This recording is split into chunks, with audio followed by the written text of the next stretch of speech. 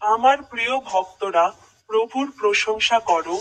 আমি অরুণ পিয়াস মাডকি। আপনাদের সকলকে আন্তরিক শুভেচ্ছা। আজ নভেম্বরের চতুর্থ দিন, 2025 সালের একাদশ মাস। ঝাড়খণ্ডের লোহারদাগা জেলার 27 নম্বর উঁচু সেতুর উপর দিয়ে হেঁটে যাওয়ার সময় তিনি ঠান্ডা বাতাসে ভেসে যান।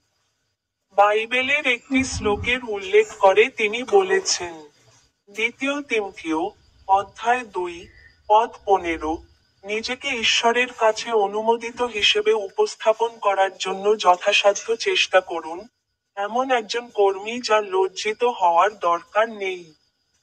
সত্যের বাক্য মেনে চলা। আপনাদের সকলকে আন্তরিক শুভেচ্ছা। আমার ইউটিউব চ্যানেলের স্টিক বোতামে ক্লিক করতে ভুলবেন না।